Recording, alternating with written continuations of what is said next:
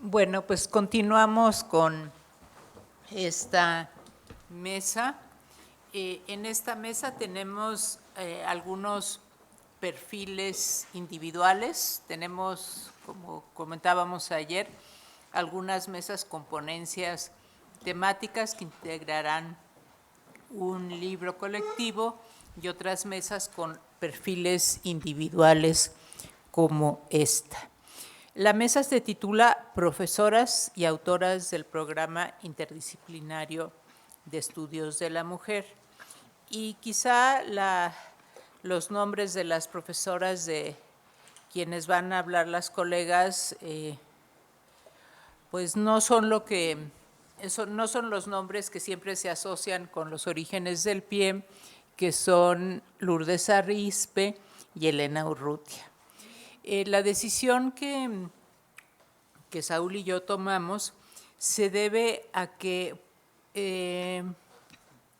estamos viendo al CEG y todo lo que nutrió al CEG. Cuando hacemos historia, y lo explicaba Joel hace un momento, pues el primer centro de estudios sociales no es estrictamente el antecedente solo del CES, sino ahí estuvo el germen también del Centro de Estudios Internacionales, también de economía. Entonces, bueno, con esto que es lo que llamamos anacronismo en la historia, que es uno de los grandes desafíos, decidimos no seguir estrictamente la adscripción administrativa al PIEM, porque además, y esto ha quedado claro a partir de pues, el trabajo que he venido haciendo, el PIEM era una entidad administrativa pequeñísima. La única adscrita originalmente era como coordinadora, era Elena Urrutia. Y esto pasa con los estudios de género internacionalmente. Están sometidos a la presión entre la separación de los departamentos y programas y su transversalización, su relación con los departamentos, las disciplinas. La idea del PIEM es, como la pensó, como eran los programas que se formaron en la época de Víctor Urquidi, es ser una plataforma donde convocarían a profesoras de los distintos centros con especialistas externas para llevar a cabo pues las Melissa, actividades. ¿cómo estás? Bien, gracias. Acalorada. Ay, sí. Se la callé. Esto, creo que tenemos ahí un micrófono. Esto del Centro de Estudios Internacionales, pero, perdón, de algún centro.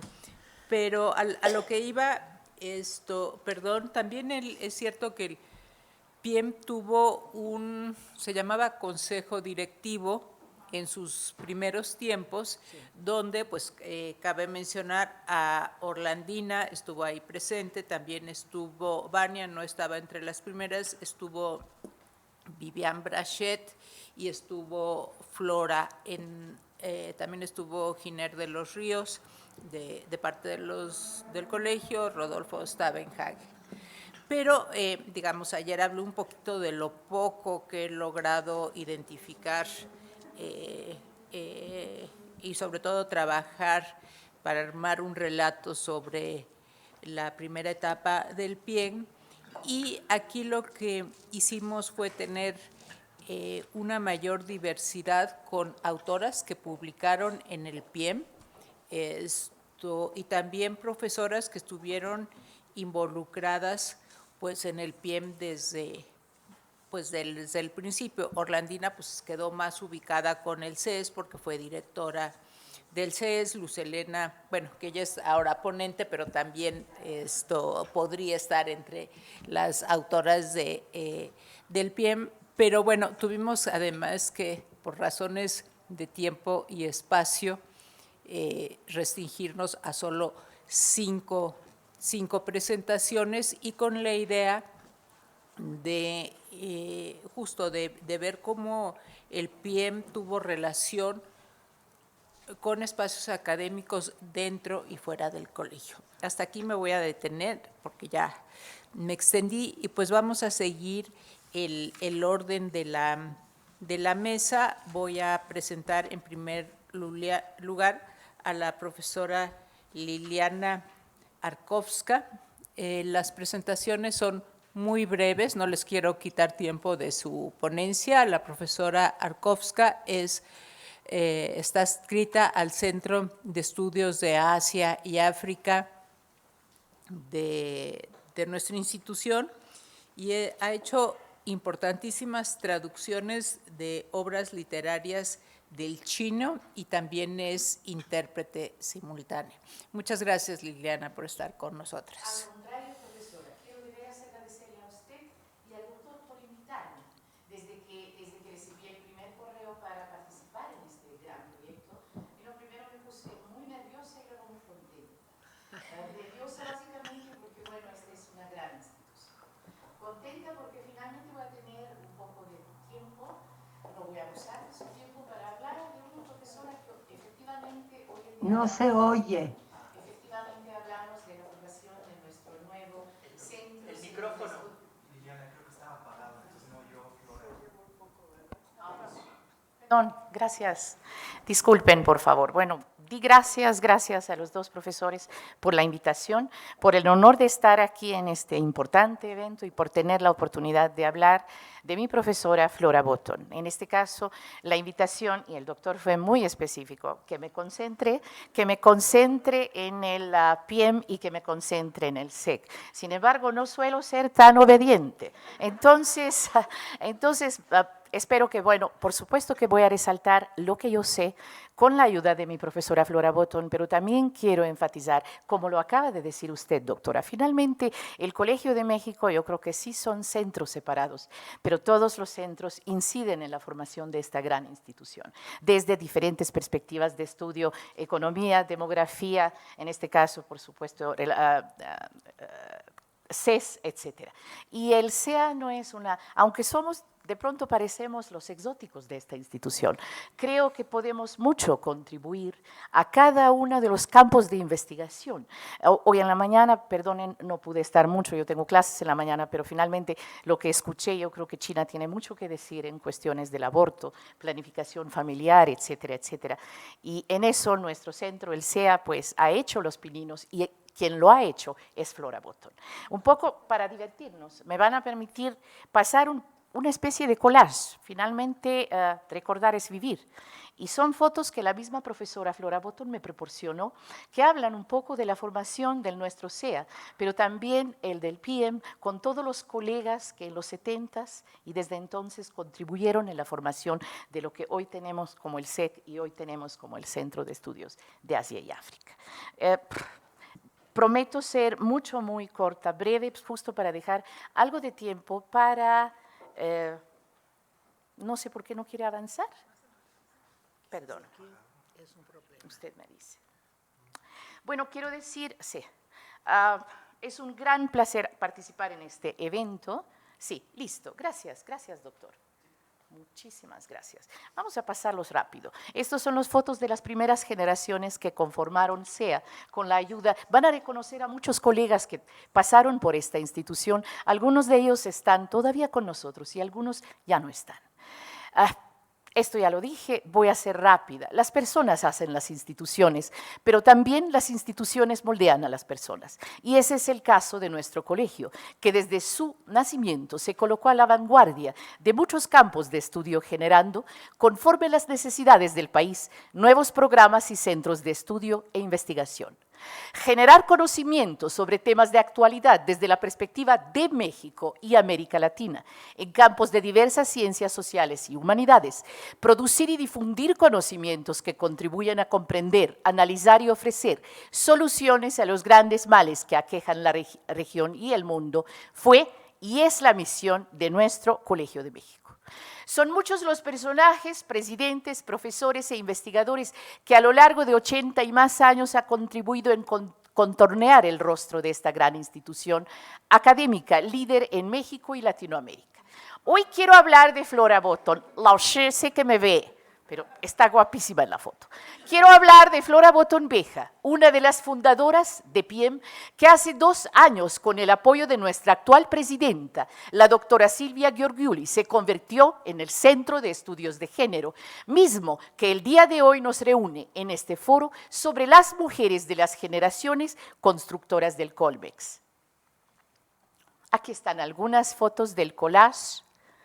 Mi profesora Flora Botton, además de contribuir en la fundación y conformación del SEC, es pionera y fundadora de los estudios sobre China de nuestro Centro de Estudios de Asia y África. Qué bonitas fotos. Disfruté inmensamente las tardes que pasé en la casa de mi maestra, escuchándola narrar sobre su vida, que parece conjunto de muchas novelas de la literatura universal. La vida de Flora es una novela vivida o una vida novelada. Cuando mencionó haber sobrevivido el Holocausto después de 1 año en el campo de concentración Bergen-Belsen en Alemania, recordé el diario de Ana Frank. Cuando me habló de sus años como consejera cultural en la Embajada de México en China a finales de los 70, pensé en la entrevista que Edgar Snow le hizo a Mao, pues a mi profesora le tocó vivir en la China aparentemente acéfala, sin su presidente Mao, que falleció en 1976, donde, sin embargo, se cocinaba a fuego lento la actual segunda potencia económica del mundo. Tal vez pueden reconocer, además de Flora, algunos otros personajes de nuestro Colegio de México. Aquí nuestra profesora, con un destacado profesor en el periodo formativo del CEA, que le lee la mano. Espero que sí le adivinó todo lo que ha pasado a lo largo de muchos años. Aquí tenemos, todos estos son profesores destacados en los primeros años del Centro de Estudios Orientales, auspiciado por la UNESCO, que hoy en día se llama, o es, nuestro Centro de Estudios de Asia y África. Cuando leí acerca de Flora, la intérprete en la primera Conferencia Mundial de las Mujeres, organizada por la ONU en México, 1975, recordé mis propios andares en el campo de la interpretación y también recordé la película La Intérprete. Se la recomiendo. Aquí están otra vez fotos de aquella época, la lectura de mano parece ser que muy... Y a la Flora Botton, profesora de historia, de filosofía, que en muchas nuestra Flora Botton en el Centro de Estudios de Asia y África, en el área de China, realmente tuvo una actividad de... una enciclopedista, puesto que daba clases no solamente de sus especialidades, que eran historia y filosofía, sino de muchas otras cosas relacionadas con los estudios generales del China. A esta Flora Botton, profesora de historia, filosofía, mujeres, familia, cambio social, literatura moderna china, la conozco de primera mano, pues fui su alumna que vivió como muchas generaciones antes y después de mí, y hasta la fecha, el rigor académico de una profesora que enseña, que moldea el modo de pensar a China e inspira siempre a repensar todos los juicios y criterios establecidos.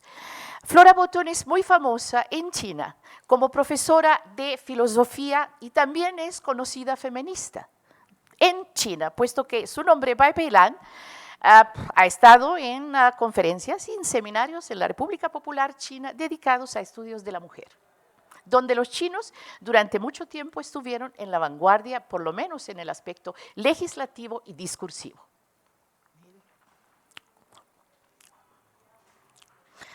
Leí el discurso de Flora Botton presentado en el acto inaugural del Centro de Estudios de Género en 2021, donde menciona los roles históricamente asumidos y las identidades que las mujeres tenemos que construir. Sinceramente, Flora Losch, me cuesta un poco imaginarla a usted asumir sin cuestionar el rol de hija, mamá, esposa, abuela ante la Flora que yo conozco, que ha edificado a pulso su identidad de fundadora junto con sus colegas Lourdes Arizpe y Elena Urrutia del Centro de Estudios de Género y pionera en México y América Latina en los estudios sobre China. Aquí ya conocemos a los personajes. Nuestra Flora Botton fue directora del Centro de Estudios de Asia y África. Aquí está con sus colegas y alumnos, como la pueden ver, con chinos. Ahí pues estoy yo, pero nadie me va a reconocer. Aquí estamos otra vez con profesores de nuestro centro, varios de ellos ya no están, los pueden reconocer. Aquí está David Lorenzen, aquí está Benjamín Preciado, nuestros queridos colegas del CEA. Aquí está la profesora Botton en este mapa que cambian muchas cosas, pero el mapa del CEA no cambia, ahí está. En sus más de 5 décadas de profesora investigadora en el CEA, Flora Botton ha formado muchas generaciones de mexicanos y latinoamericanos, especialistas en China que trabajan en la Secretaría de Relaciones Exteriores, en instituciones académicas de prestigio de México y de muchos países latinoamericanos. Aquí está nuestra querida Flora Botton con 2 premios Nobel. Obviamente, de un lado conocemos todos a nuestro querido Octavio Paz y del otro lado está el premio Nobel japonés que visitó a México.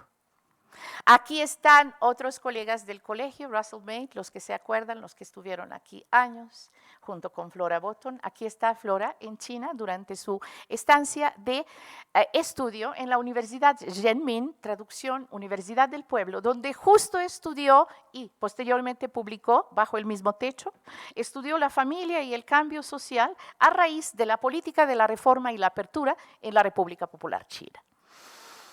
Otros colegas famosos del Colegio de México, profesores, aquí está un Wang Meng, el chino que aparece, es un escritor de primer nivel de la República Popular China que vino a visitarnos durante 2 ocasiones en el Colegio de México.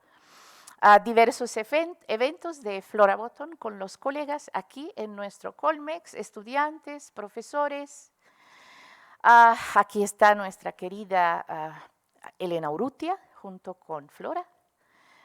Estudiantes de la profesora Flora Botton, colegas, sí, por supuesto, si quieren lo regreso porque lo extrañamos mucho en el CEA, efectivamente. Aquí están las 2 Floras Botton. Las 2 Floras Botton se llaman igual. Flora Botton, exacto. Con eso básicamente, quiero decirle que en 2000, un día antes de entrar en la contingencia del COVID-19, le organizamos en el CEA, en el 5º Congreso Internacional de Enseñanza del Chino del Colegio de México, le organizamos un homenaje. Aquí está el embajador, está nuestra presidenta y está Flora recibiendo un muy bonito regalo del embajador de la República Popular China. Tanto en el campo de los estudios de género como en los estudios sobre China, la generación de mujeres constructoras del Colegio de México abrió el camino.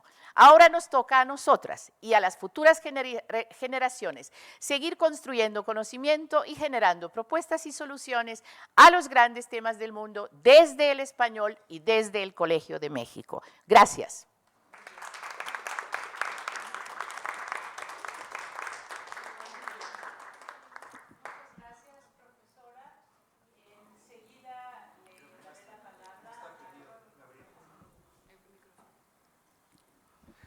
Muchas gracias, profesora. Enseguida tomará la palabra la profesora Cristina Herrera, profesora adscrita al PIEM.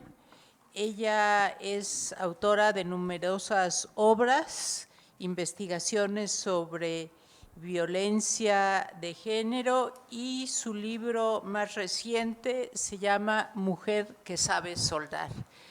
Muchas gracias, Gabriela. Bueno, en primer lugar agradezco a Gabriela y a Saúl esta invitación. También me puso nerviosa, al igual que a Liliana, pero también me dio muchísimo gusto porque Soledad González Montes, más conocida como Sol para nosotras, no solamente era para mí un personaje admirado, leído como académica, sino que en los años que compartimos aquí en el PIEM, no fueron tantos, fueron 8 años, pero muy intensos. También aprendí mucho de ella como persona, su calidad humana, hemos hecho una amistad, entonces sí era complejo esto de no caer en un homenaje, como decía Saúl ayer, porque además a Soledad no le gustan los homenajes, ¿no? Lo dijo en varias ocasiones. Pero bueno, intentaré hacer una semblanza de Soledad según su propia narración. Un reto que tuvimos justo fue la pandemia. Soledad ya se había jubilado del PIEM, vino la pandemia, tuvo que enfrentar desafíos que la vida le puso muy difíciles y entonces toda nuestra comunicación fue a distancia, pero bueno, intentaré recoger su propia narrativa, que creo que es muy rica, y en la cual se mezclan un poco aspectos biográficos, personales, trayectoria académica. Voy a hacer énfasis en su paso por el PM, que fue muy largo y muy rico, y también su propia obra, que es muy grande, pero que aquí no se puede reproducir completa, sino algunos hitos importantes de su propia obra. Quiero destacar también que para mí no solo ha sido un gran aprendizaje trabajar con Soledad en el PM, en términos académicos, sino humanamente. Su calidad humana realmente ha aportado a la comunidad que formamos muchos elementos muy, muy importantes para cualquier comunidad de trabajo, científica y humana. Su sentido del humor, su generosidad, su preocupación constante por las estudiantes y por formar estudiantes, y su compromiso fundamentalmente con los estudios de género desde la antropología feminista, que siempre practicó de manera rigurosa y seria, sin por eso perder su espontaneidad, su amistad y su alegría. Entonces eso también lo quiero destacar porque creo que son elementos que favorecen mucho el trabajo colectivo también, ¿no? Además de lo individual. Entonces, bueno, voy a tratar de leer un poco el texto, que no es el que sale en el diccionario, sino que tiene algunos otros elementos, y trataré de ser lo más breve posible. Bueno, ahí está Soledad en la foto, y la foto de la izquierda es cuando se jubiló, la despedida que le hicimos, aunque no la despedimos porque siguió participando de muchas cosas, y sigue participando en la revista y en algunas actividades, pero para tenerla presente ahí. María de la Soledad González Montes, más conocida como Soledad González Montes por sus publicaciones, como Soledad González en el colegio y como simplemente Sol por sus colegas y amigas, nació en la ciudad de La Plata, Argentina, en 1950. Cuenta Soledad que en su elección de la profesión de antropóloga, sus padres tuvieron una influencia fundamental. Alberto Rex González, su padre, fue un destacado arqueólogo argentino. Durante la infancia de Soledad, llevaba a sus 4 hijos a las excavaciones arqueológicas que realizaba en el noroeste de Argentina. Su madre, Ana Elsa Montes, escultora y pintora, fue pionera del cine documental argentino. Cuando Soledad tenía 15 años, la acompañó a la filmación de Sucedido en Walfin, un documental sobre 3 generaciones de una familia campesina de la provincia argentina de Catamarca, en el norte. Estas tempranas experiencias despertaron en Soledad la curiosidad por conocer otros mundos humanos, como ella dice. Soledad ingresó a la licenciatura en Antropología de la Facultad de Ciencias Naturales y Museo de la Universidad Nacional de La Plata, Argentina, en 1969. A mediados de 1971 se casó con Carlos Marichal, desde hace varios años, muchos años, colega del Centro de Estudios Históricos de aquí del colegio. E inmediatamente, después de casarse, viajaron a Cambridge, Massachusetts, donde él tenía una beca para hacer un doctorado en Historia en la Universidad de Harvard. Soledad suspendió por un tiempo sus estudios de licenciatura e ingresó a la Universidad Pública de Massachusetts, con sede en Boston, donde obtuvo un título de Bachelor of Arts con Major en Sociología en 1973. Participó en marchas contra la guerra de Vietnam y para una clase de sociología entrevistó a compañeros que estaban en el movimiento Veteranos contra la Guerra. Y estos compañeros, dice Soledad, venían de los guetos blanco y negro y eran la primera generación que pudo acceder a la universidad, como parte de los beneficios que tenían por ser veteranos. En 1972 asistió a un encuentro de la Alianza de Mujeres del Tercer Mundo, un movimiento iniciado por mujeres de la izquierda radical de color contra el imperialismo, el sexismo y el racismo. Fue su primer contacto con el feminismo, cuenta Soledad. A principios de 1974 regresó con Carlos a la ciudad de La Plata, donde continuó sus estudios en la licenciatura en Antropología de la Facultad de Ciencias Naturales, titulándose en diciembre de 1976. En febrero de 1977 nació su primera hija. La época en la que estudió en La Plata fue de mucho compromiso político de gran parte del estudiantado, acompañado por una terrible persecución que comenzó años antes de que los militares dieran el golpe de Estado en marzo de 1976.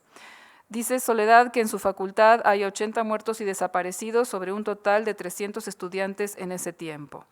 La dictadura fue feroz, como ya sabemos. No había posibilidad de desarrollo para los jóvenes en libertad. Por eso, a mediados de 1977, la familia se trasladó a Madrid. Los 2 años que vivieron en España, Soledad trabajó como secretaria de la colección de clásicos de la editorial Alfaguara, al mismo tiempo que hacía los cursos de doctorado en Historia y Antropología de América de la Facultad de Geografía e Historia de la Universidad Complutense de Madrid, donde se titularía más tarde, en 1992. En septiembre de 1978 se trasladaron a vivir a la Ciudad de México, pues Carlos Marichal entró a trabajar en la Universidad Autónoma Metropolitana de Iztapalapa, donde ganó una plaza por concurso. Unos meses más tarde, a principios de 1979, Soledad comenzó a trabajar como profesora en la licenciatura en Antropología de la Facultad de Humanidades de la Universidad del Estado de México. Allí tuvo su primer acercamiento al mundo rural mexicano, a través de sus estudiantes, que venían de los pueblos del Valle de Toluca y eran los primeros de sus familias que lograron estudiar en la universidad.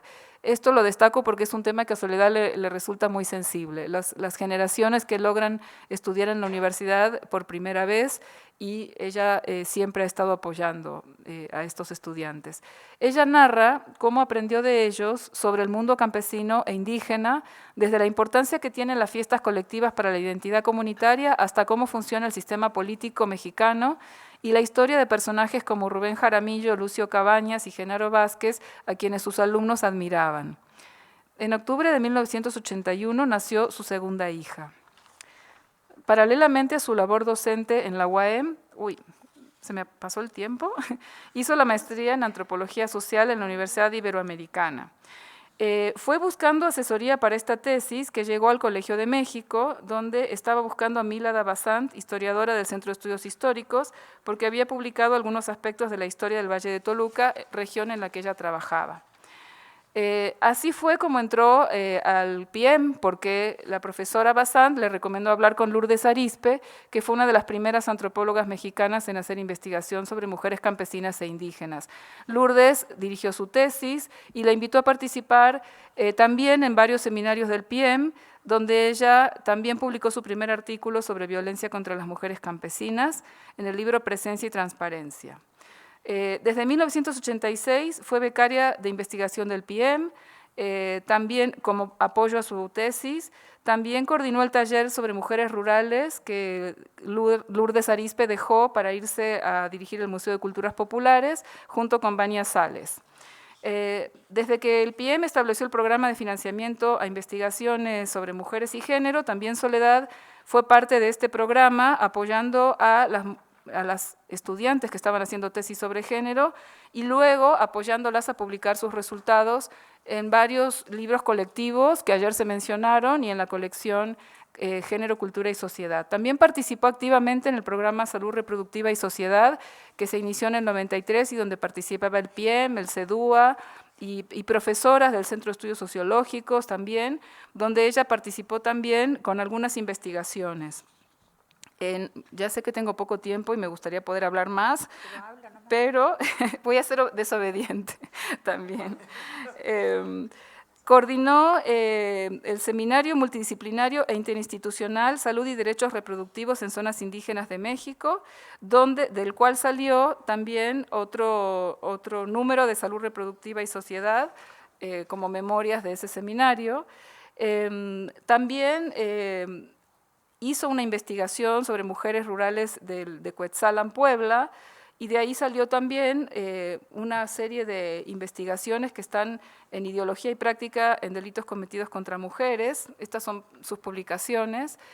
Y finalmente quiero mencionar, bueno, hay más investigaciones que ahora no me da tiempo de mencionar, que son sumamente importantes para los estudios de mujeres indígenas y campesinas en México, y también fue invitada por otras instituciones. Ella hizo muchas redes a nivel nacional, el Instituto Nacional de Salud Pública, la Universidad del Estado de Morelos, donde participó en distintas investigaciones sobre, en el primer caso, violencia contra mujeres indígenas, de la cual salió también su trabajo con Mariana Mojarro, Género, Consumo Masculino de Alcohol y Violencia Conyugal, y también el proyecto sobre significados del cáncer de mama en población indígena, que fue también un libro colectivo con profesoras de la UAM.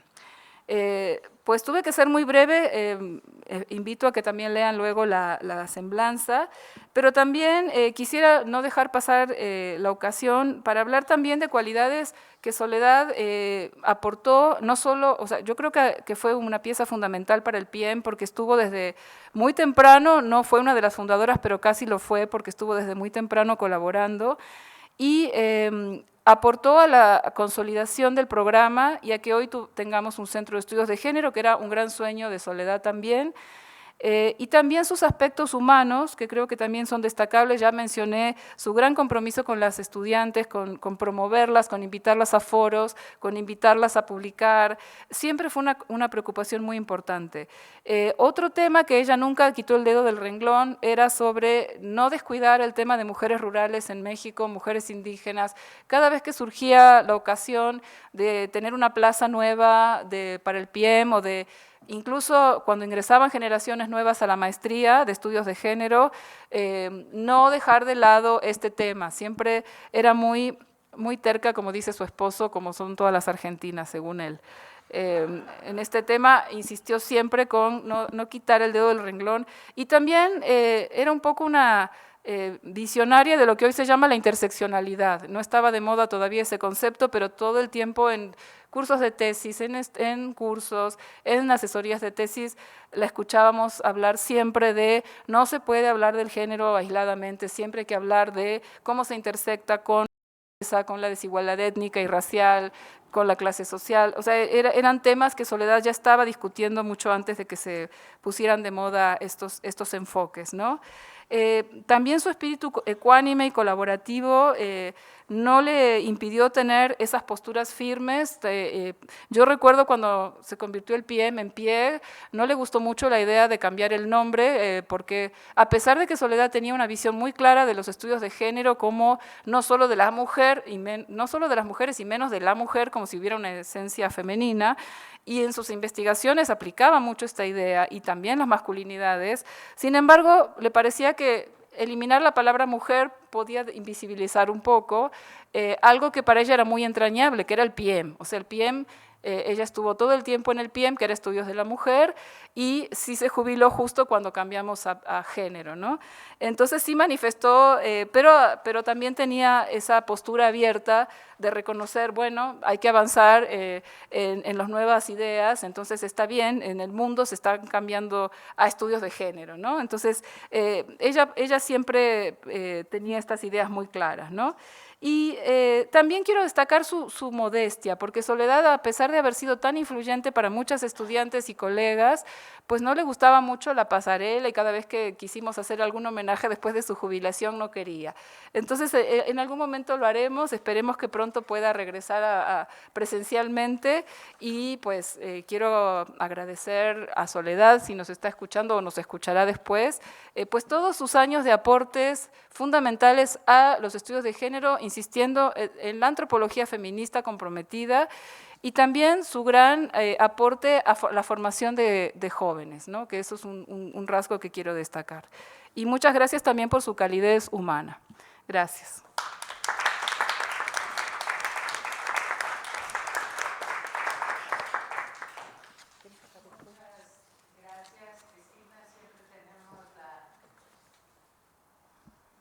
Muchas gracias, Cristina. Siempre tenemos la tiranía del tiempo. Afortunadamente, pues tendremos las publicaciones. Enseguida tomará parte en la sesión la profesora Luz Helena Gutiérrez de Velasco, a quien voy a presentar muy brevemente. Tiene una amplísima trayectoria dentro del Colegio de México, fue coordinadora del PIEM, y también fue directora del Centro de Estudios Literarios y Lingüísticos. Veo que por el PIEM han pasado directoras del Centro de Estudios Sociológicos y del Centro de Estudios Literarios y Lingüísticos, 3, y del CEA 4, eso. Sí, no, Flora, Luz Helena, Karin y Orlandina aquí presente. Bueno, Luz Helena, no me amplío en tu amplia obra, estaremos hablando del taller de narrativa, tú estarás hablando del taller de narrativa más tarde. Gracias, adelante. Buenas tardes a todas, todos y todes. Y gracias especiales a Gabriela Cano y a Saúl Espino, muy queridos. Ya hablamos de su trabajo, pero ahora agradezco esta invitación a presentarles un poquito, nada más, como una puntita de iceberg, y me disculpo por no haber traído fotos de Aralia López González.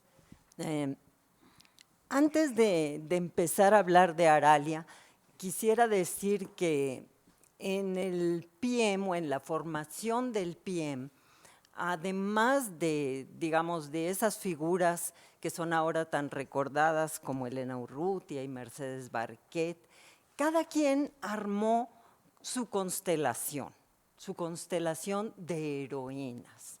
Entonces, yo tengo mi constelación de heroínas a quienes recuerdo y a quienes agradezco, porque el PM, PIEG, SEG han representado en mi vida y en la de toda un grupo de colegas un cambio fundamental en nuestras vidas profesionales.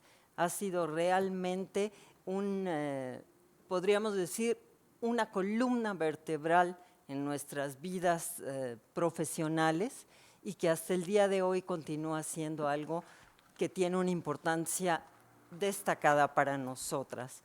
Entonces, de esa constelación, de esos recuerdos, yo quiero traer aquí, además de pensar en Soledad, en Mercedes, en Elena, las que son para mí mis heroínas de esa primera etapa, de esas precursoras, a las que vimos trabajar y crear realmente lo que fue el PM y que con los seminarios y las discusiones crearon esta fortaleza que ha llegado hasta estos días y a convertirse afortunadamente en el SEG, que fue algo por lo que peleamos muchos años.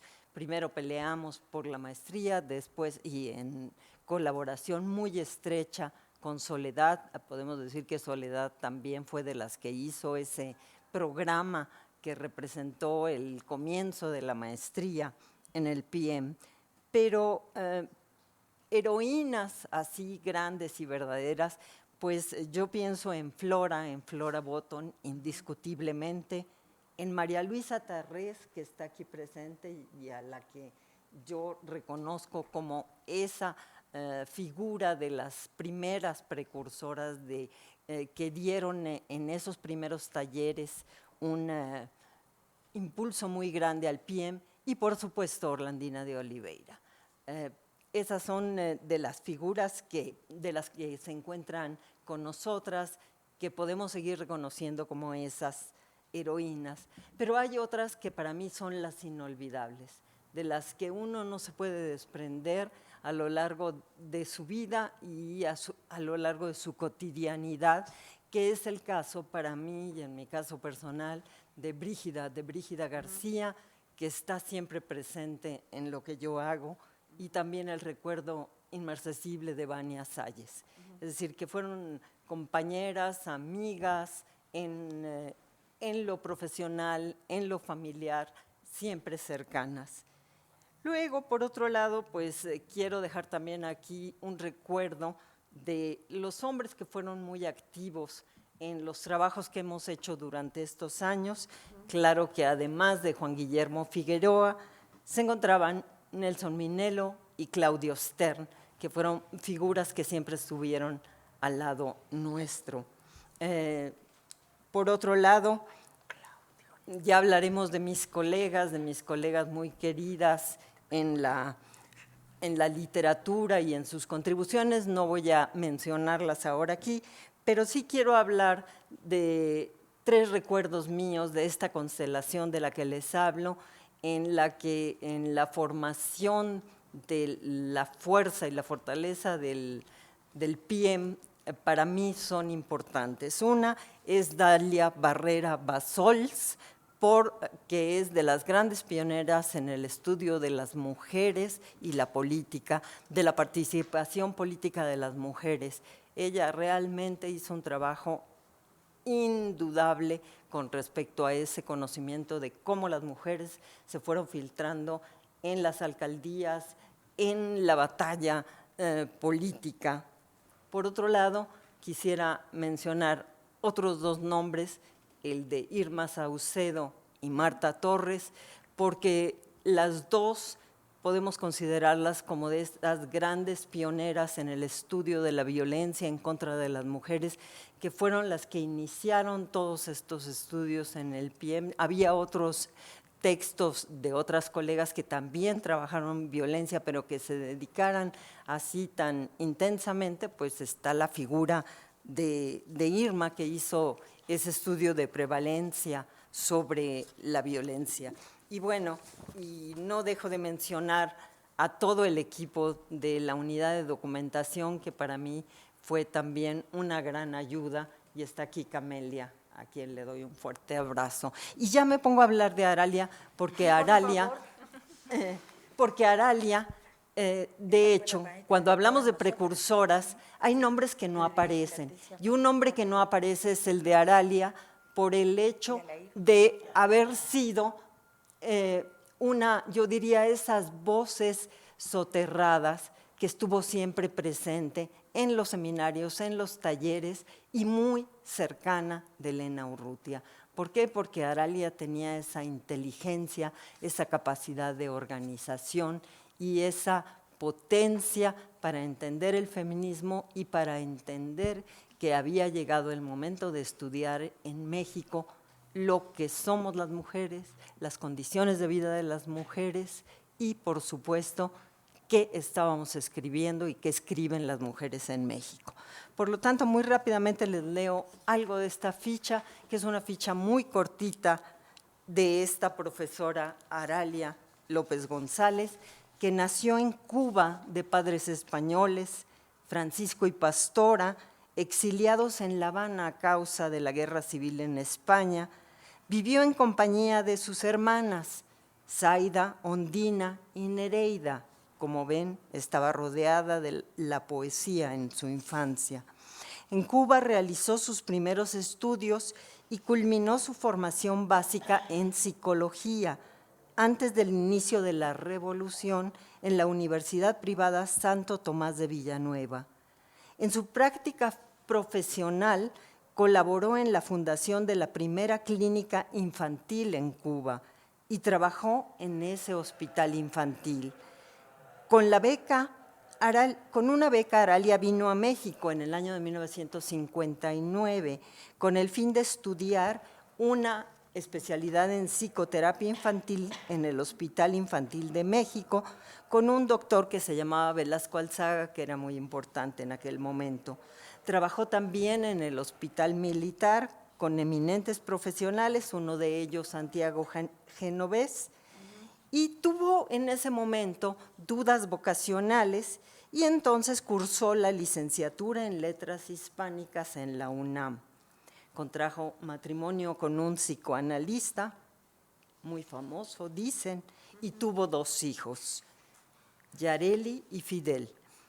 Ella fue separada de sus hijos, no se le permitía ni verlos, tras un injusto y cruel divorcio.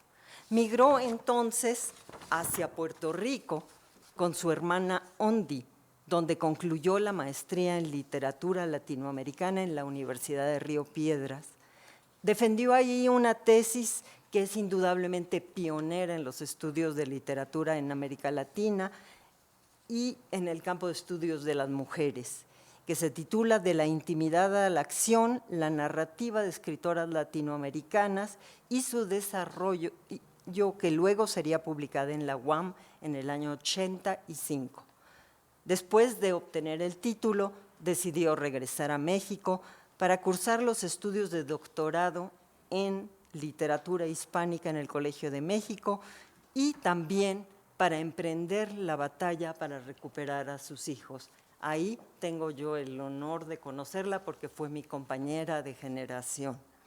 Aralia se doctoró en el año de 1984, año en que se funda el PIEM, año en que nos recibimos y entonces estábamos preocupadas por la tesis, pero muy inquietas con esta cuestión de estudiar la literatura de las mujeres. También su tesis es pionera, ya que es la primera tesis en el CEL del Colegio de México donde se trabaja a una mujer escritora, Rosario Castellanos. Y durante muchos años siguió siendo la única tesis porque no se estudia a las mujeres o no se estudiaba a las mujeres en el centro, ahora ya hay un interés mayor. Ese análisis profundo sobre la narrativa de Castellanos desde una perspectiva de literatura y sociedad se publicó en el año de 1991 como La espiral parece un círculo, la narrativa de Rosario Castellanos, análisis de oficio de tinieblas y álbum de familia, y que se publicó en la Universidad Autónoma Metropolitana y se convirtió en un modelo de análisis literario feminista.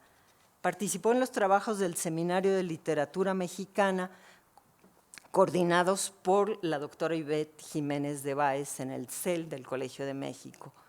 Asimismo, Aralia formó parte del grupo iniciador de los estudios sobre la mujer en el Colegio de México desde el año 83, al lado de Elena Urrutia y otras destacadas profesoras. Y ahí, en el año de 1984, fundó e impulsó entusiastamente la creación de un taller sobre literatura y teoría literaria feminista junto con profesoras del CEL. Ya hablaremos después de esto. Aralia prosiguió con el empeño de reunirse con sus hijos. Había escrito novela para una carta en 1975, un texto para encontrar una comunicación con ellos, lejanos y ausentes.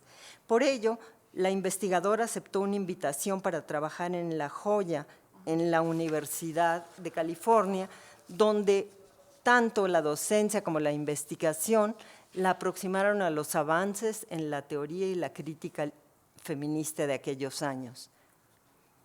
Ahí pudo recuperar a sus hijos, el contacto con sus hijos, y regresó a México en el 88 y se incorporó como profesora en la Universidad Autónoma Metropolitana en Iztapalapa. Ahí fungió como eminente y reconocida profesora en el área de investigaciones de literatura hispanoamericana hasta su fallecimiento en el año de 2018. A ella se debe la creación, también en otras instituciones fue muy productiva, la creación del doctorado en teoría literaria y el fortalecimiento de los estudios literarios y sobre todo de la profundización y difusión de la perspectiva feminista en el campo. Además de haber publicado múltiples artículos de índole periodística y académica, Aralia difundió también una novela experimental, Sema o las voces, que es del año 87, y se dio a conocer su obra poética en obras como El agua en estas telas, que es del 96, Un país sin invierno, que es de 88, en los que demuestra su fuerte y convincente vena política. Y ahora ya para terminar, nada más digo que fue sin duda un ejemplar esfuerzo por coordinar y publicar tantos libros colectivos. Uno de ellos es un libro muy importante para el PIEM-PIEXEG, que es Sin imágenes falsas, sin falsos espejos, narradoras mexicanas del siglo XX, que fue editado por el Colegio en 95 y que es un pórtico muy destacado para la historia de la literatura mexicana escrita por mujeres, y también propició la publicación de 2 libros, 2 tomos, que fueron también destacadísimos, que los hizo junto con Elena Urrutia, que son Mujer y Literatura Mexicana y Chicana, Culturas en Contacto, del 88 y el 90, donde salíamos del ámbito mexicano para entrar en ese diálogo con las chicanas. Fue miembro de la Academia de Ciencias y del Sistema Nacional de Investigadores, y por ello por su contundente contribución a la fundación de instituciones y proyectos en el área de estudios de géneros y teoría literaria, así por su inquebrantable y apasionado esfuerzo en la docencia y la investigación literaria y en la publicación de textos creativos, recordamos a Aralia como esa pionera, como esa impulsora de los estudios de género en México. Nos hace mucha falta Aralia. Sí.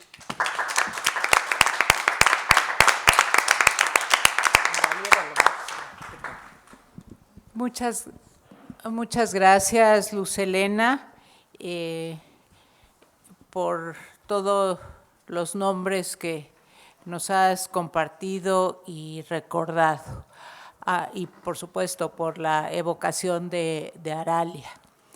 Enseguida participará la profesora María Luisa Tarrés. Ella es profesora del Centro de Estudios Sociológicos. No me voy a detener en su vasta obra y también pues ha sido una de las profesoras cercanas, no solo cercanas, sino que han formado parte del PIEM, CIEG, SEG, de muchas maneras. Bueno, adelante María Luisa. Muchas gracias, querida. Muchas gracias, ¿no?, por la invitación, ¿no?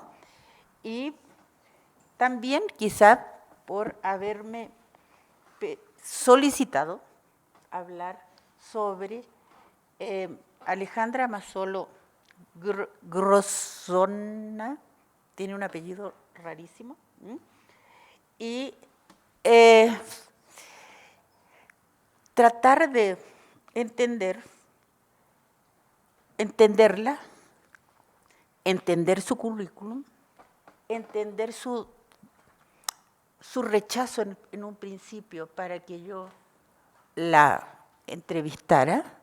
Yo no lo entendía hasta que de repente, como van a ver al final, me cayó el 20, ¿no?, porque no la entendía, entre otras cosas, ¿no? Y entonces como que fue un ejercicio, mi relación con ella ha sido un ejercicio desde que yo la conocí al principio, cuando éramos jóvenes, hasta hoy, que somos las dos viejas, ¿no? De repente entendí por qué yo no entendía a la Alejandra, y se lo dije, ¿no? Se lo dije,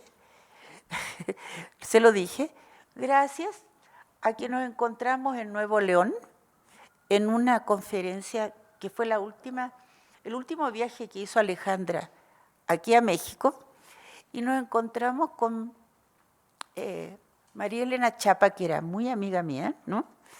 Y estuvimos conversando, y como que se abrió para mí el tipo de muralla que había entre las dos, ¿no?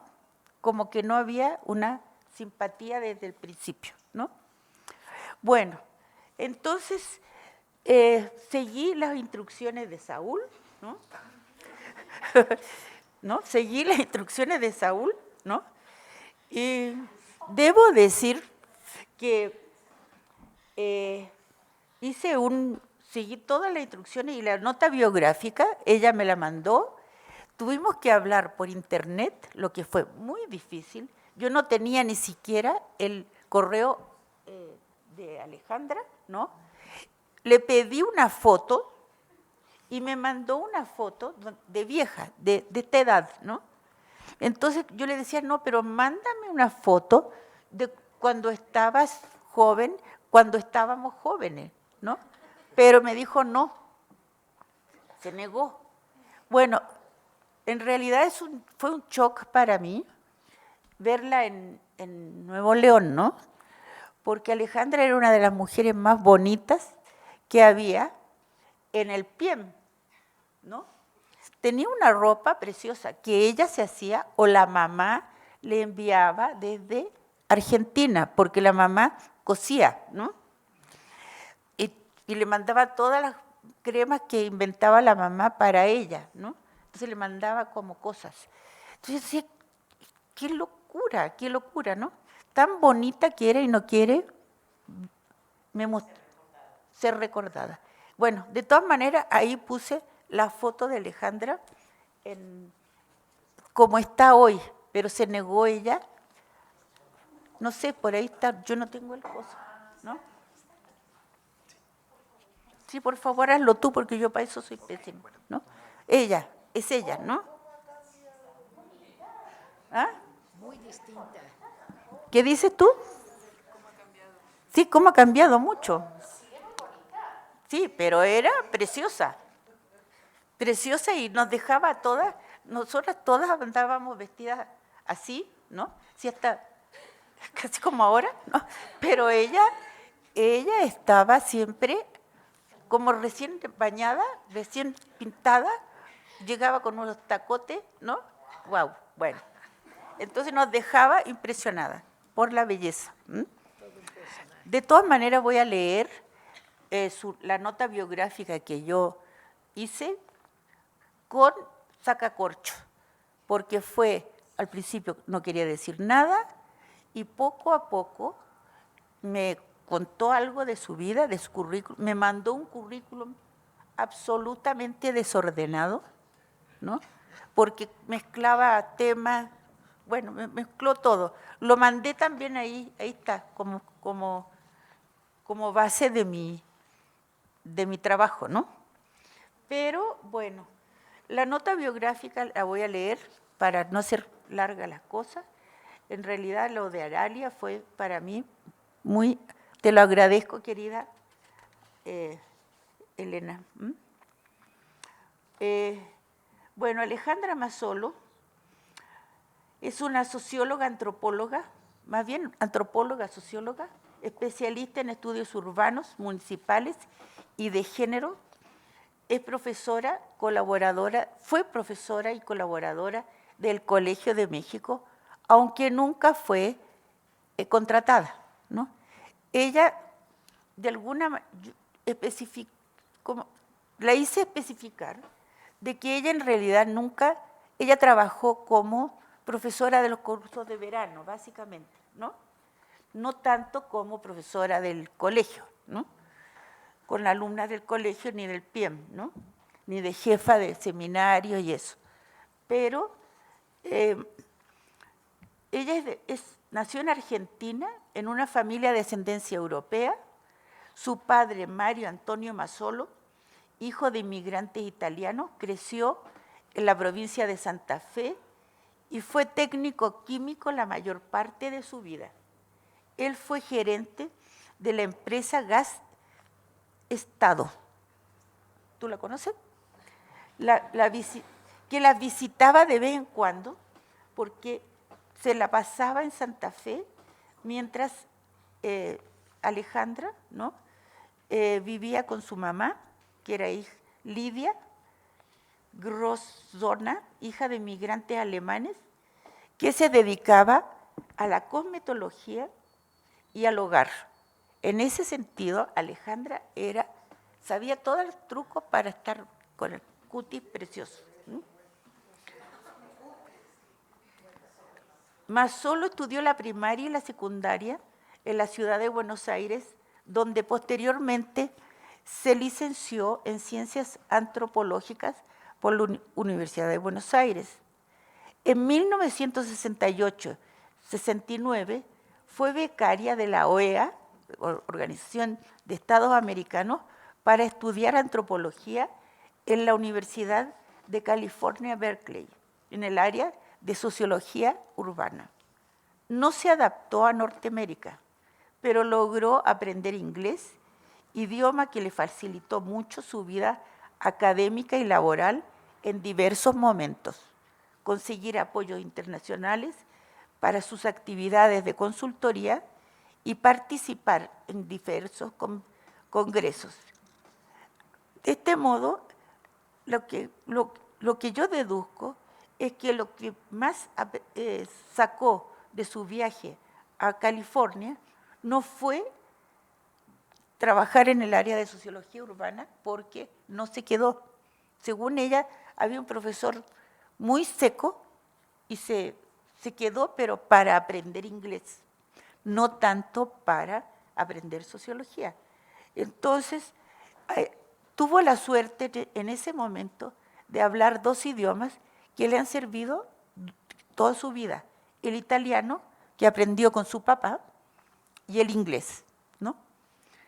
En enero de 1975, Alejandra emigró a México a causa de la represión de izquierda por parte del gobierno de Isabel Perón y la intervención en la Universidad del Comahue, Neuquén, donde tuvo su primer empleo. Allí, como a muchos de otros colegas, la despidió el interventor de la universidad, un nazi, Remus Tetu, quien no devolvió los certificados de sus estudios superiores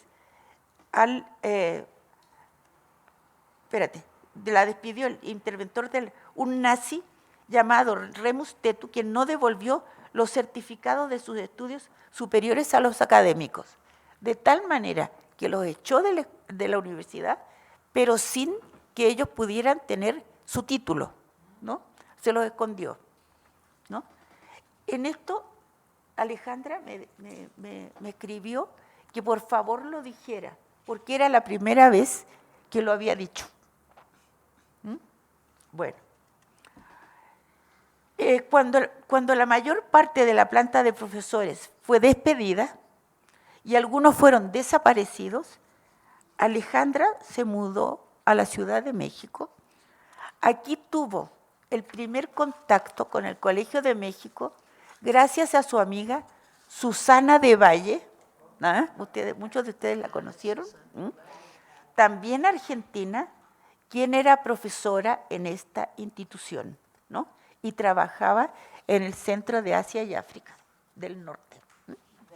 En esa época, ¿no? Al llegar a México, en los 70, Mazzolo se dedicó a actividades en el sector público gracias a su formación y su vínculo con la comunidad argentina residente en México, que contaba con muchos sociólogos, arquitectos y gente dedicada a ingenieros que la apoyaron. Fungió como analista en la Secretaría de Asentamientos Humanos y Obras Públicas, en el Consejo Nacional de Población, CONAPO, donde coordinó numerosos estudios y publicaciones sobre suelo y tenencia del territorio. Al mismo tiempo impartió cursos a nivel licenciatura en la UNAM y comenzó a trazar una trayectoria que le acercaría al Colegio de México una década después. De acuerdo con la propia Mazzolo, fue gracias a la revista FEM, iniciada en 1976, que comenzó su vínculo con el colegio. A través de esta publicación, fue contratada por Elena Urrutia, una de sus fundadoras, para redactar un artículo sobre la participación de las mujeres en el movimiento social de damnificados del terremoto de septiembre de 1985.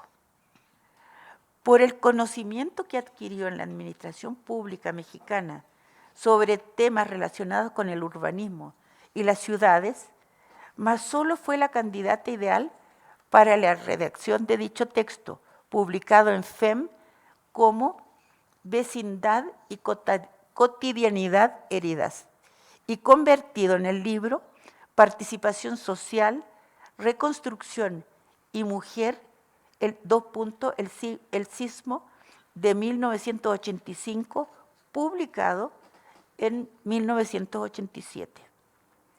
El trabajo sobre el sismo de 1985 y la reconstrucción de la Ciudad de México fue coordinado por Marta Steingart, arquitecta y urbanista del Centro de Estudios de Desarrollo Urbano del Colmex, que tuvo una gran calidad, pues ubica el problema de la historia en el centro de la ciudad y logra por primera vez reconocer a las mujeres como interlocutoras válidas en las decisiones que se tomaron en el proyecto de reconstrucción.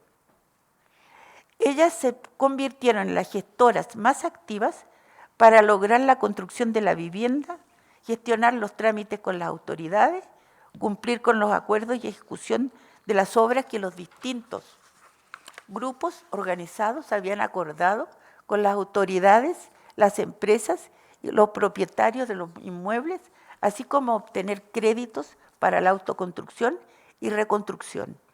En suma, las mujeres tuvieron la oportunidad de ser reconocidas como interlocutoras válidas para el diseño de proyectos, participando con sus opiniones y propuestas sobre un espacio como la casa, donde aprendieron las técnicas, las ideas y sugerencias que discutían con sus esposos, los albañiles y arquitectos. Se trata de un espacio que ellas conocían mejor que nadie, que las empoderó y permitió que se convirtieran en un soporte fundamental para las distintas organizaciones vecinales que generaron tejido sociopolítico para resolver problemas y aprovechar el apoyo de ONGs, universidades que promovían la participación y la solidaridad entre las y los afectados. En SUPA hubo un hiperactivismo y reflexión entre los actores y actrices y agrupaciones surgidas a partir del sismo, que estimuló la creación de organizaciones urbanas que incluso aún perduran, ¿no? Bueno, ahí pongo una nota donde tengo un libro actual sobre organizaciones que han trabajado esto y que siguen igual, ahora sí vinculadas a partidos políticos, ¿no? Quizás la cita del testimonio de una de las damnificadas resume con claridad el impacto del terremoto en el pensamiento de las personas que participaron y marcaron la acción colectiva, los discursos y los compromisos políticos del movimiento urbano popular posterior. Comillas, yo sentía que ya nada servía para nada. No estaba en la casa, estaba como esperando. El terremoto nos removió el pensamiento y la cabeza. Cuando me pidieron participar, sentí tan bonito, me sentí tan importante. Ahora sé que sirvo para algo. Cuando terminemos nuestra vivienda, tenemos que seguir, porque nuestro objetivo no es solamente tener una casa. En 1985, consultoría y formación de grupos de trabajo independiente. Son otras cosas que ella hizo. En 1987, voy a seguir, no te voy a hacer caso. En 1987 participó en distintos cursos de verano, diplomados, talleres y actividades pedagógicas en el PIEM del Colegio de México, donde se ofrecían seminarios colectivos sobre temas como género y transformación social. Allí Alejandra aportó su conocimiento sobre la relación entre mujeres urbanas populares y demandas sociales. Posteriormente, en 1992, Mazzolo se graduó de la maestría en Sociología con especialización en Sociología Urbana en la Facultad de Ciencias Políticas de la UNAM, con una tesis titulada La participación de la mujer en movimientos sociales urbanas. En esto tuvo un gran apoyo de Alicia Sicardi, otra profesora argentina reconocida a nivel internacional, que aún trabaja como emérita en el ISUNAM aquí, ¿no? Mientras tanto, Elena Urrutia, estimulada por su esposo, el arquitecto Óscar Urrutia, se interesó en la sociología urbana con perspectiva de género desarrollada por Mazzolo, de modo que le invitó a realizar una compilación de artículos sobre este tema. Esta fue publicada varios años después, en 92 por el PIEM con el título Mujeres y Ciudades, Participación Social, Vivienda y Vida Cotidiana. Mujeres y Ciudades habría varias preguntas sobre la participación de las mujeres en contextos urbanos e introdujo este tema en relación a problemáticas tales como la urbanización, movimientos populares, asimetría en los sistemas de ciudades, desequilibrios regionales y políticas estatales. Simultáneamente, y también gracias al apoyo de Elena, Massolo escribió Por Amor y Coraje, cuyo título, Mujeres en Movimientos Urbanos de la Ciudad de México, deja ver la línea de investigación sociológica que Massolo desarrolló a lo largo de su trayectoria, investigando y publicando extensamente sobre ella, sobre lo que ella considera ser el dominador que activa la acción colectiva en contextos urbanos, las mujeres. Es importante señalar que Alejandra, con un grupo de colegas antropólogas mexicanas interesadas en las políticas públicas que se desarrollaban en América Latina para promover el reconocimiento de la ciudadanía de las mujeres y reforzar una democracia paritaria, formaron un grupo muy importante que no solo logró tener apoyo internacional, sino también el reconocimiento de mujeres durante los gobiernos del PAN y del PRD. El GINTRAP, Grupo Interdisciplinario sobre Mujer, Trabajo y Pobreza, tuvo financiamiento y directrices del PNUD, del UNRIS, del UNRIS establecido en Suiza y otras financiadoras. Este grupo, conformado por mujeres profesionales, especialmente antropólogas de alto nivel en distintas instituciones educativas, sobre todo en comunidades indígenas. Se trataba de promover la participación de mujeres y caracterizar sus condiciones socioeconómicas en comunidades indígenas donde consiguieron apoyo de los gobiernos estatales que tenían recursos para tales efectos. Fue esa preocupación y el conocimiento de que Alejandra tiene sobre el tema del espacio geográfico y social, así como su enfoque sociológico, lo que estrechó su vínculo con el PIEM-PIEG y otras instituciones durante los años 2000-2012. Esto brindó a Massolo un gran prestigio, por lo que desde entonces dictamina numerosas tesis e investigaciones que recuperan la problemática del género, gobiernos locales y espacios de mujeres desde diversos enfoques.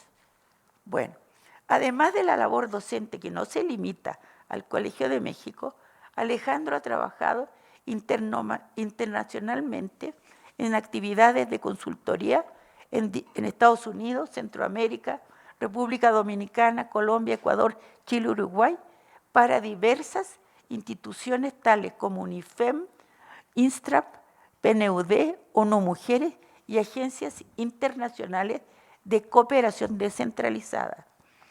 Esto lo ha llevado a cabo manteniendo a las mujeres como eje de su quehacer docente, investigadora o consultora. Mi impresión es que su estancia en el PIEM y en México se forjó alrededor de sus vínculos con la comunidad argentina, que la apoyó mucho en sus primeros pasos, y luego en su capacidad para establecer vínculos muchas veces estratégicos para sobrevivir, ¿no? Pues íntimamente se muestra como una persona individualizada con dificultades para establecer relaciones de dependencia con los hombres o hijos a quien mantener y cuidar. Ella aprendió aquí que estaba sola. Actualmente reside en Argentina, donde es consultora en equidad de género y gobiernos locales. Alejandra regresó a Neuquén para vivir cerca de su familia al llegar a lo que ella nombra la tercera edad, ¿no? La diversidad en la trayectoria de Alejandra Mazzolo se refleja también en los múltiples temas que investiga y en las metodologías que utiliza en su trabajo, pues hace estadísticas, censos y entrevistas, mapas. Sin duda, su presencia durante la primera década del PIEM, luego PIEG y ahora CIEG, siguió la marca de la interdisciplina y el compromiso con las mujeres que caracteriza no solo su propia trayectoria, sino al que hoy es el Centro de Estudios de Género del Colegio de México.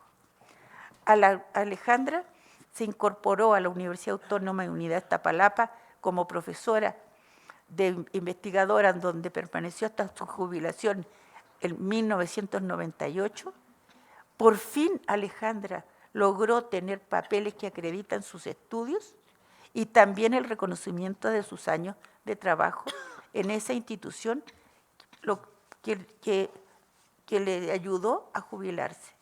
La última vez que tuve oportunidad de conversar con ella fue en una interesante reunión organizada por el Instituto Nacional Estatal de las Mujeres de Nuevo León, donde se discutió sobre especialidad, igualdad y democracia, gracias a un encuentro que organizó María Elena Chapa, preocupada por los gobiernos locales antes de su fallecimiento. Esta conversación con Alejandra fue cálida, amistosa, memoriosa, porque realmente nuestras experiencias comunes en el colegio, porque recordamos nuestras experiencias comunes en el colegio. Recordé que en ese momento Alejandra fue una mujer muy buena moza, cuidadosa de su apariencia en su juventud. Se mantuvo soltera y cuando fuimos envejeciendo optó siempre por la medicina tradicional, con tratamientos naturales que la cansaron, ¿no? Ella tomaba de todas esas cosas japonesas para la menopausia, por ejemplo, era tremendo, ¿no? Una cosa que hacía terrible. Después decidió regresar a Neuquén, donde vivía su hermana, sobrinas y sobrinas nietas, a las cuales podía ayudar porque recuperó allí el cargo y el empleo que le arrebataron en la dictadura. En sus propias palabras, cuando me contestó un correo electrónico para realizar esta nota biográfica, ella afirma: regresé a la Argentina porque llegó el momento oportuno para cerrar mi ciclo de vida en México, a mi tercera edad. Si bien hoy trabajo como consultora independiente en equidad de género y gobiernos locales, vivo en Neuquén porque ahí se encuentra mi familia y podemos apoyarnos mutuamente. Insistió que a su edad viajaba solo cuando le pagaban el pasaje, pues hoy día su preocupación es acompañarse y acompañar a su familia en la vida cotidiana. Muchas gracias, María Luisa, por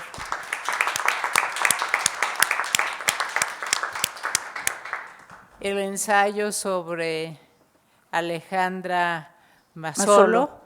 Y pues enseguida le voy a dar la palabra a Paloma Villagómez. ¿Dónde está Paloma? ¿Perdón? Hola. Ella es socióloga, es egresada del Centro de Estudios Sociológicos. Su tesis sobre los significados de la alimentación en colonias populares de Iztapalapa recibió el premio de la Academia Mexicana de la Ciencia, y pues el hecho de que Paloma aceptara la invitación a participar en este proyecto escribiendo sobre Orlandina, pues nos revitaliza y nos da una diversidad generacional y de centros, que es algo que buscamos en este proyecto. Adelante, Paloma. Supongo que Saúl a ti también te dio algunas instrucciones. Sí, por supuesto. Aquí todo es Saúl dijo. Yo negaré todo. Saúl a mí me dijo qué hacer. No, muchísimas gracias por la coordinación, Saúl. Fue muy útil. Muchas gracias por la invitación, Gabriela, Saúl también. Todavía no entiendo bien la suerte que tuve de ser invitada a hablar de una de mis heroínas justamente acá en mi experiencia en el colegio e incluso desde antes. Y sobre todo pues en este marco de los 40 años de trayectoria del ahora Centro de Estudios de Género, que bueno, pues con 40 años es una muchacha lindísima, activa y con muchísimas cosas por hacer. Y justamente ahora que ha sido tiempo suficiente pues para crear esta dinámica precisamente intergeneracional, ¿no? que provoca estos ejercicios que no son solo memoriosos, sino también reflexivos sobre cómo han sido las cosas, cómo son ahora y cómo pueden seguir siendo, ¿no? Cuál es el futuro de un centro de estudios de género en el Colegio de México, y me parece muy interesante. Estoy muy honrada con la invitación, se los agradezco mucho. Yo soy muy obediente, no sé por qué, porque fui formada por mujeres muy, muy desobedientes, pero voy a tratar de acotarme a las instrucciones de Saúl. No, y al tiempo, sobre todo, estando cerca de la comida y en los cierres de las mesas siempre es más complicado, pero pues me voy a permitir también leer por un poco de orden y porque pues cuando yo hice esto, cuando lo escribí, pues fue mucho más fácil. Ahora que tengo a Orlandina enfrente me pongo más nerviosa. Y bueno, también me permitió, siempre ayudándome, me permitió ahorrarme la foto y la pueden ver aquí, lindísima, guapísima. Y bueno, entonces bueno, comienzo y voy a tratar de ser breve. Orlandina de Oliveira, Lana, como la llamamos quienes tenemos el enorme gusto de estar un poco más cerca de ella, es alguien a quien se conoce desde antes de tenerla enfrente. Bueno, es también mi caso. Yo poco después de la licenciatura me incorporé en un proyecto específico sobre pobreza y hogares y programas sociales, en el que la lectura de los textos de Orlandina era enfáticamente motivada por su colega Mercedes González de la Rocha, que también bueno, trataba estos temas y fue uno de los proyectos más formativos de mi vida, y desde ese momento Lana empezó a formar parte también de mi enseñanza en estos temas, ¿no? Su trabajo ha servido por décadas para pensar los vínculos entre la vida cotidiana de los sujetos y las estructuras económicas y sociales, la relación entre la producción de desigualdad en lo privado y las configuraciones del poder en lo público, los efectos mutuos entre las transformaciones de la vida íntima y los grandes problemas sociales. Su trabajo ha sido, pues, escuela de la mejor sociología, y eso lo sabemos sus incontables lectores. Cuando además se tiene el lujo de conocerla y formarse ya no solo en sus textos y sus referencias, sino en la conversación directa, en su particular pedagogía, sostenida más por preguntas que por instrucciones, en su solidez metodológica y también en su interés genuino por los demás, en su insistencia en distinguir rostros e historias entre los grandes patrones y las tendencias, es inevitable sentir que estamos ante una definitiva en nuestra vida. Tengo el honor de haber sido su seminarista y tesista en el doctorado. Yo, siempre codiciosa, lamenté mucho y muy públicamente no haber tenido la oportunidad de tomar un curso impartido por ella el tiempo que cursé el doctorado acá en el colegio. Y entonces, bueno, poder aprender más de ella realizando su semblanza biográfica y estar aquí contándolo hoy, para mí es un honor absoluto que, insisto, le agradezco a los coordinadores de la obra y del evento. Para situar a Orlandina en sus coordenadas, bueno, se requiere decir que nació en Minas Gerais, en Brasil, una ciudad al sureste de ese inmenso país, que es obviamente ciudadana brasileña, pero también mexicana, capitalina, habitante empedernida de la Jusco, que es madre, abuela, compañera y colega, aficionada a las amistades largas, ávida lectora de literatura africana y japonesa, proclive al mar y reacia también a los homenajes. Se formó como socióloga en su ciudad natal, una elección profesional que implicó que su trayectoria personal y profesional también estuvieran marcadas de inicio por la represión y la persecución políticas de la dictadura brasileña iniciada en 1964, un episodio oscuro de la historia latinoamericana que nunca terminará de estar suficientemente lejos. Estos sucesos no solo dificultarían el arranque de su trayectoria académica, también serían el telón de fondo de una vocación de justicia y crítica social perceptible en el posicionamiento de Oliveira frente a los problemas sociales que no solo analiza, sino también denuncia. Y que por supuesto es una mirada que enseña, que transmite en la formación a sus estudiantes. El endurecimiento de las condiciones sociales y políticas en Brasil durante el régimen militar derivó en el acoso, vigilancia y cierre de espacios laborales para las y los científicos sociales. Después de una estancia en Santiago de Chile, donde realizó la maestría en Sociología en Flaxo, Orlandina tuvo la oportunidad de participar en un estudio coordinado por la ONU, la UNAM y el Colmex, en el que investigaría las relaciones entre la migración interna, la estructura ocupacional y la movilidad social. Este proyecto, basado en la Ciudad de México, lograría, para el beneficio de todas y todos nosotros, que Orlandina llegara al país en 1969. Después de realizar sus estudios de doctorado en la Universidad de Texas en Austin, se integró al recién fundado Centro de Estudios Sociológicos del Colegio de México, el CES, en 1973, durante la presidencia de Víctor Urquidi. Desde entonces, este lugar ha sido tanto el epicentro de su producción científica como el repositorio de su generosidad y talento, llegando a dirigirlo entre 1988 y 1994, justo de manera paralela al Salinato. Durante estos años, la voluminosa producción académica de Orlandina de Oliveira, consistente en más de 70 capítulos, cerca de 60 artículos en revistas especializadas y más de una docena de libros, el más reciente, por cierto, publicado en 2022, titulado Entre la desilusión y la esperanza, Jóvenes en una sociedad desigual, escrito en colaboración con Maynor Mora y disponible ya en todas las librerías, ha hecho múltiples aportes conceptuales y empíricos a los estudios de la reproducción social, la fuerza de trabajo, la familia, la desigualdad social y la condición de la mujer en México y América Latina. Su trabajo le valió ingresar al Sistema Nacional de Investigadores en 1984 y ser distinguida en 2011 como investigadora nacional emérita por el propio sistema. En 2014 el Colegio de México haría lo propio y también le otorgaría el reconocimiento como investigadora emérita de esta institución.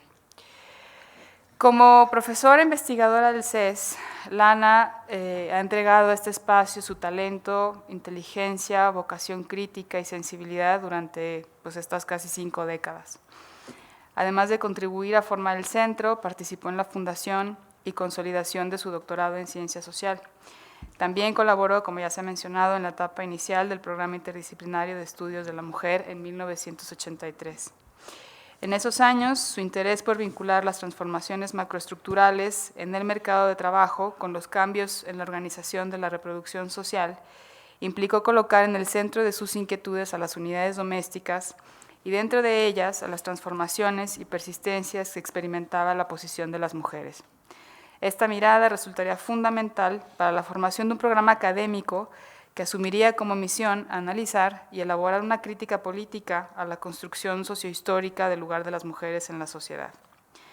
La perspectiva de Orlandina de Oliveira ha sido clave para la problematización de los hogares y las familias como espacios complejos de relaciones asimétricas, encontrando que la participación laboral femenina ha detonado procesos de autonomía y valoración personal sin avanzar proporcionalmente en la redefinición de los roles tradicionales de la división sexual del trabajo.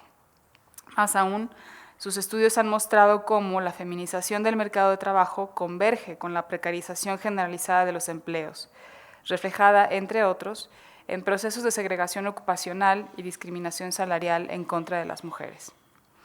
Por otra parte, las contribuciones de Orlandina a su campo no han sido solo conceptuales y empíricas, sino también epistemológicas. Su trabajo se ha caracterizado por un enfoque interdisciplinario entre la sociología y la demografía, lo que ha impreso un profundo sentido colaborativo a su trayectoria. En más de 4 décadas de investigación, ha colaborado y publicado con académicas y académicos centrales para el desarrollo de la sociodemografía latinoamericana, tanto a nivel nacional como internacional. Su investigación destaca también por sus aportes metodológicos. Yo todavía le mando mensajes de voz para que me ayude cuando me tiemblan las piernas frente a ciertas decisiones metodológicas en la investigación. Sus estudios se caracterizan por la combinación rigurosa de técnicas de análisis cuantitativo y cualitativo, dando centralidad a las experiencias y los procesos de subjetivación de los fenómenos demográficos, económicos y socioculturales en las trayectorias de vida de las personas.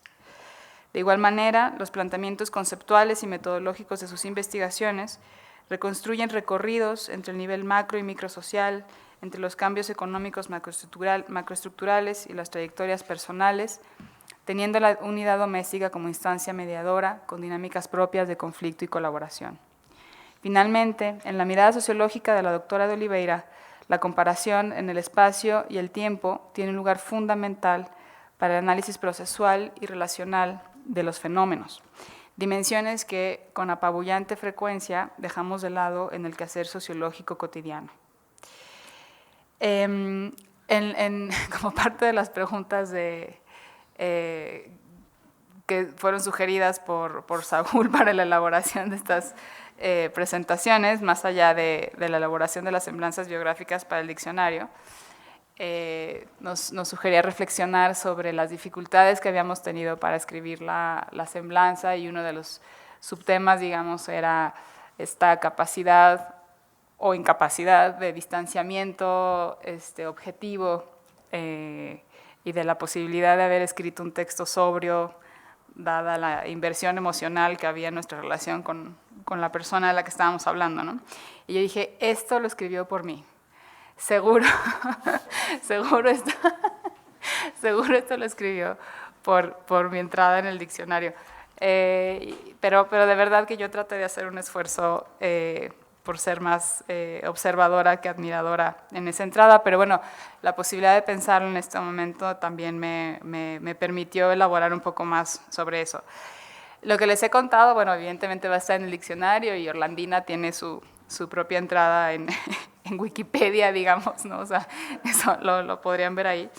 Que por cierto, no sé si sabías, pero pues estás en las categorías de académicos e investigadores del Colegio de México, feministas, ensayistas o sociólogos de Brasil o de México, en la categoría de los nacidos en Minas Gerais, la categoría de sociologías feministas, emigrantes brasileños hacia México y nacionalizadas de México. Son las categorías de la biografía virtual de Orlandina.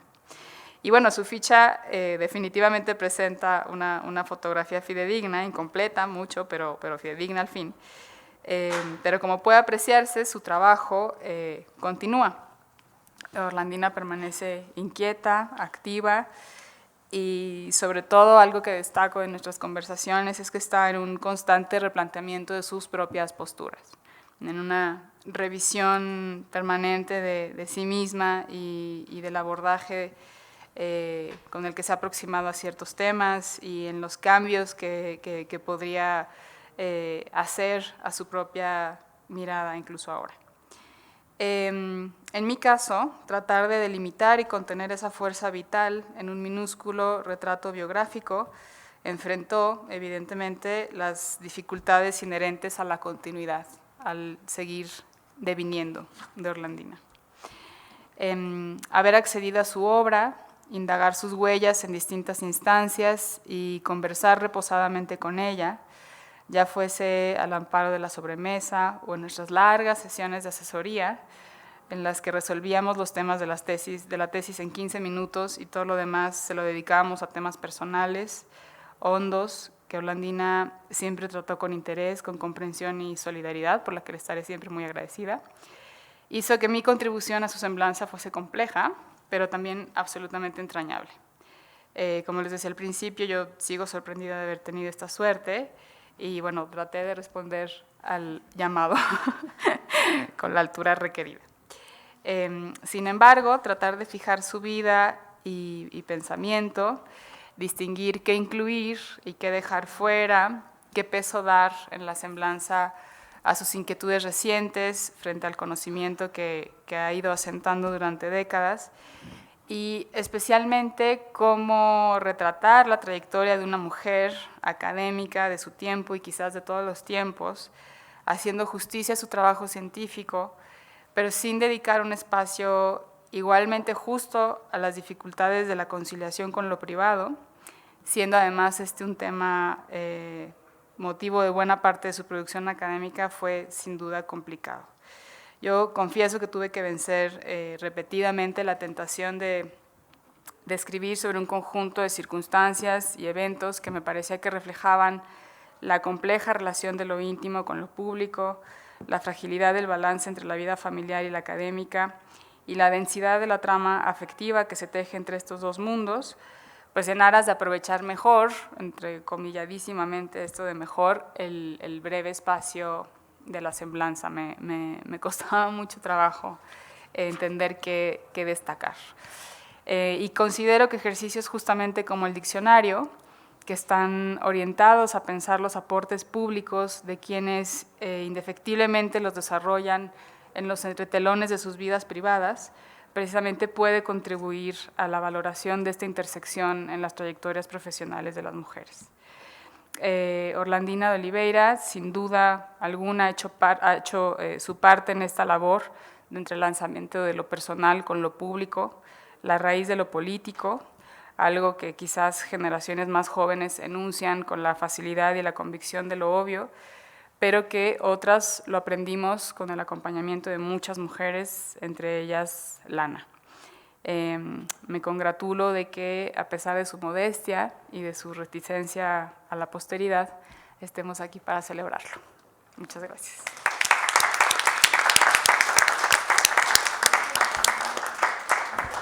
Muchas gracias, Paloma. Tenemos todavía unos pocos minutos por si alguien quisiera participar, ya sea de quienes se conectaron. Luego no veo quiénes están ahí, pero bueno, sí alcanzo a ver ahí Ana María y Dulce María Cinta, o si alguien quisiera participar en esta mesa que ha sido muy rica y nos ha presentado nuevos ángulos de las colegas y de la institución. Pues sí, tenemos algunos minutos.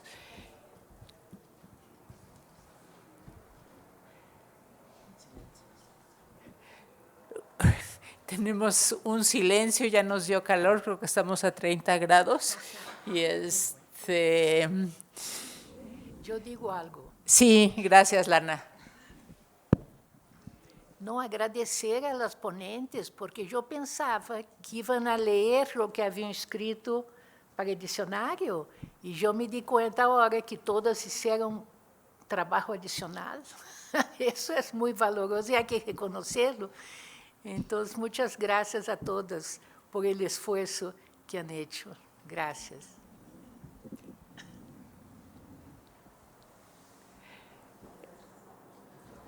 Muchas gracias a Saúl, a todas sus presentaciones, que en efecto fueron diferentes a las semblanzas que son muy cortas, por lo que explicaba Saúl ayer. Y Saúl quiere… Levantaste la mano, ¿verdad?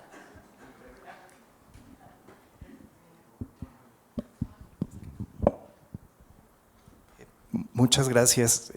Pues me siento muy apenado porque tomaron las sugerencias como órdenes, no era mi intención. La intención de la mesa, en efecto, era que fuera un ejercicio reflexivo en torno a las entradas que ya efectivamente ya escribieron. Y creo que se cumplió el objetivo de la mesa, porque fue esta atención que abordaba Paloma al final de su intervención, pues está presente en cada una de sus entradas, en cada una de sus ponencias y en todo el diccionario, en todo el proyecto ha sido como una constante.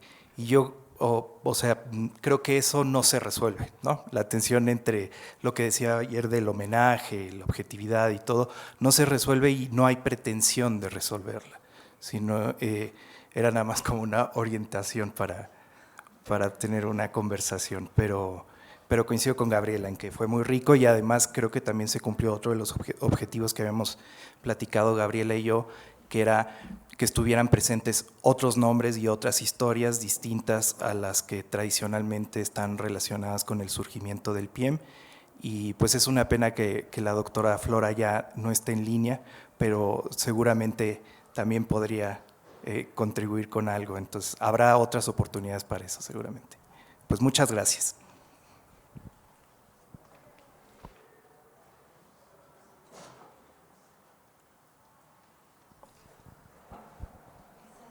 Muchas gracias, Saúl. Pues si no tenemos a alguien más que quisiera compartir, pasamos al receso del mediodía. Les recuerdo que estaremos aquí a las 4 de la tarde con otra de las mesas de este coloquio. A las 4 de la tarde tenemos invisibilizadas y revisibilizadas. Bueno, pues muchas gracias y nos vemos al rato.